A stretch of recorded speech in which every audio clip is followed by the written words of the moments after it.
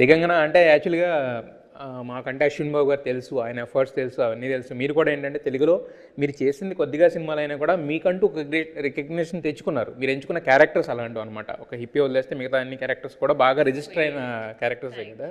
So, మరి అంటే ఈ 'శివం బజీలో' మేము చూస్తే మాకు ట్రైలర్ అంతా చూసిన తర్వాత ఏంటంటే హీరోయిజం ఎవ్రీథింగ్ కనపడుతుంది. But what is the character of Digangana అంటే ఈ రోల్ మీరు చూజ్ చేసుకోవడానికి స్పెసిఫిక్ రీజన్ అనేది ఏంటిది? అంటే మాకు ట్రైలర్ అయితే ఏం కన్వే కాలేదు.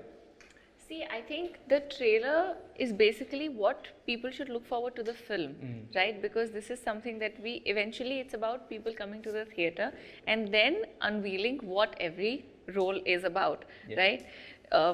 Definitely I'm paired opposite Ashwin and there is that little bit of fun in the film and, good things.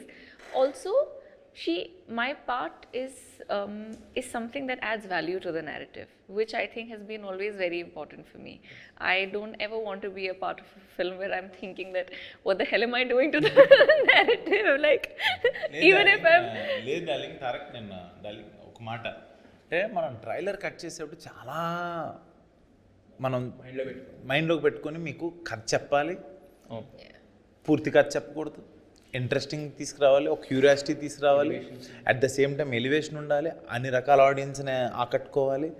ఇన్ని చేసేప్పుడు మళ్ళీ ఆర్ఆర్కి ఇచ్చినప్పుడు తనకో స్కోప్ ఇవ్వాలి, ఇన్ని చేస్తాం. బట్ ట్రైలర్లో అది ఎక్కడ కనపడలేదు అసలు. మరి అదే జనరల్‌గా అది అసలు ఎక్కడా కనపడలేదు. హైపరాది తినన్న సిచ్యువేషన్ తగ్గట్టుగా అక్కడక్కడ కనపడింది. హైపరాది ఎక్కడ కనపడలేదు పాపం నాకు. అంటే బట్ సినిమాలో నేను ఎక్కడుంటే నాతో పాటు 80% ఉంటాడు సినిమాలో. బట్ కానీ సిచ్యువేషన్ మనం ఏం చెప్పాలనుకుంటున్నాం, ఏం చేయాలనుకుంటున్నాం అనేది ఇంకొకటి సందర్భం వచ్చింది కాబట్టి చెప్తున్నా. ఈ సినిమాకి ఎస్పెషల్లీ మనం ఏం అనుకోలేదు డార్లింగ్.